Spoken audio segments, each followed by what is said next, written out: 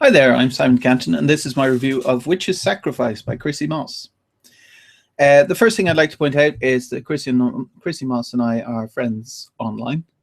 We're in the different Google Plus communities together and stuff like that, so I'd like to point that out before I do my review.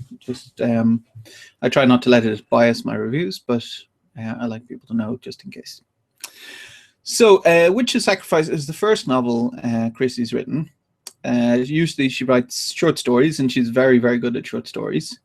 And I've read pretty much everything she's written, I think, up to now. And so this is the first novel-length book. And it's, I would say, a very heavily romance fantasy book. The main kind of thrust of the book is the romance angle, in my opinion. So I'll start off by doing my kind of spoiler-free review, and then I'll go into a few little spoilers at the end, because there was something I wanted to take up about the end of the book, but I won't spoil it for anyone who's going to read it. So I'll start off with the good. So the characters are interesting and very believable.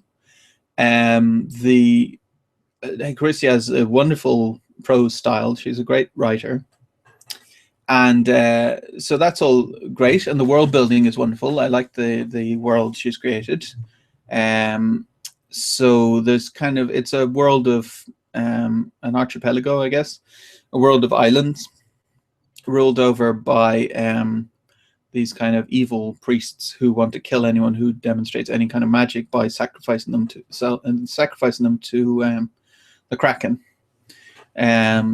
which is a big kind of squid octopus thing, if you're not familiar with it. So that's all good fun.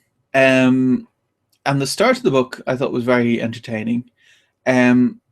So my main problems with the book, I guess, were two things. Were that there's a lot of fluff. So there's a lot of places where something is gone over. So there's a discussion, say, between two people about some kind of issue or some kind of thing that's going on in the world. And then the next chapter, one of the people is then thinking about that thing.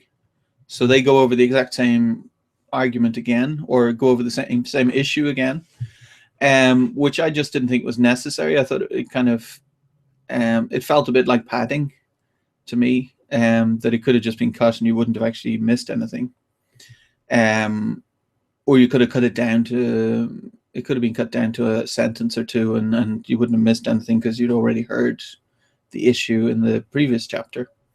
So that was my one issue. And the second issue was there was some logic problems, which I'll go into more in the spoiler section.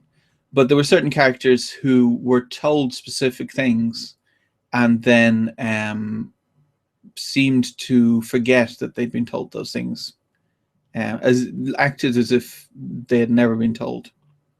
Oh, and on the first issue again, there was a side quest which seemed like it wasn't necessary. This is a trilogy of books, so it could turn out that the side quest, which took up probably 2 or 3 chapters at least,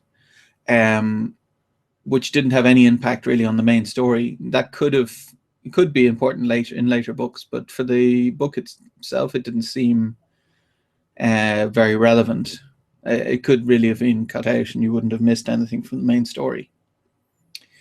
So overall, I did enjoy it. I think the ending picked up a lot. I think the start of the book was great and the ending was great, and the middle just felt a bit too stretched out for my tastes. So I give the book 2 out of 5 stars here, which is 3 out of 5 on Amazon, meaning that it was okay.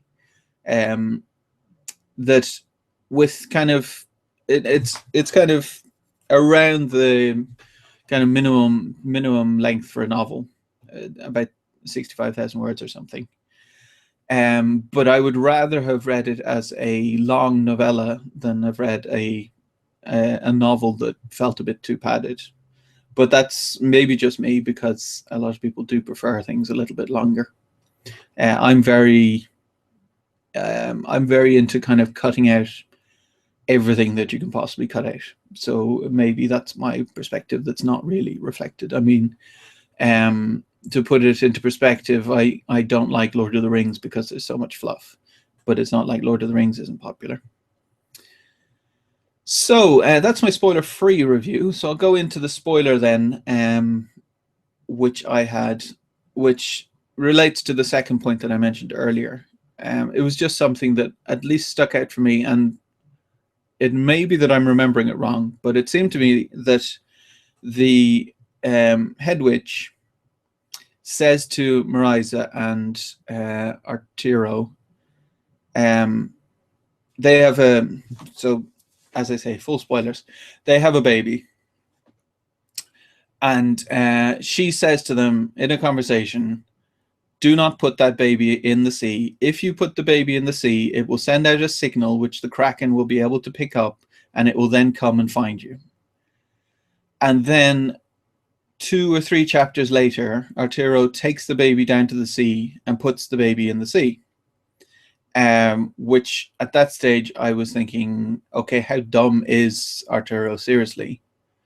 Because it wasn't like the witch was saying, listen, I have a bad feeling if you put the baby in the sea. No, she said specifically, listen, putting the baby in the sea sends a signal to all of the bad guys, so don't put the baby in the sea because you're sending out a signal.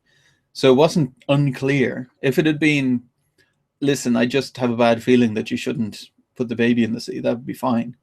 Then I go, okay, well, he's being a bit stupid, but he's at least justified in having some kind of doubts. But it didn't seem like there should be any doubts. And then what made it worse was then he goes back to Marisa and says, oh my God, I've no way, there's no way I could have known. And Marisa says, you're right, you couldn't possibly have known. That kind of, at least for me, felt like a major then logic problem, because Marisa should have been saying, hey, dumbass, the mother witch told us, put the baby in the sea, it'll send a signal to the bad guys. You should have known. So that just felt to me like a little bit of tweaking earlier on in the story. If the mother instead had said, listen, I don't think you should put the baby in the sea because I've got a bad feeling about it, then all the rest of the stuff makes sense. But as it was, it seemed like they had Alzheimer's or something. They'd forgotten what a conversation that had gone on that was a pretty major conversation. It was even gone over a couple of times. As I said, there was people thinking about what had just happened, which then kind of made it really quite, it stuck out quite a bit that there was that error. But as I say, I mean, that's just as I'm remembering it. Maybe I'm misremembering it, but it seemed to me that they'd had such a clear conversation that it at least stuck out in my mind. Maybe I'm imagining it, but I think it was pretty clear. So yeah, so there was that, and there was the fluffing kind of stuff that I particularly don't like, but that's just me, or yeah, me and some other people, but plenty of other people like fluff. So that wasn't as major an issue as the logic, I think. So yeah, overall, 2 out of 5 stars, which sounds bad, but it's not. In my rating scale, 5 out of 5 is one of the best books I've ever read in my life. Whereas on Amazon, 5 out of 5 is good. Like, it was a good book. So it's a different kind of scale.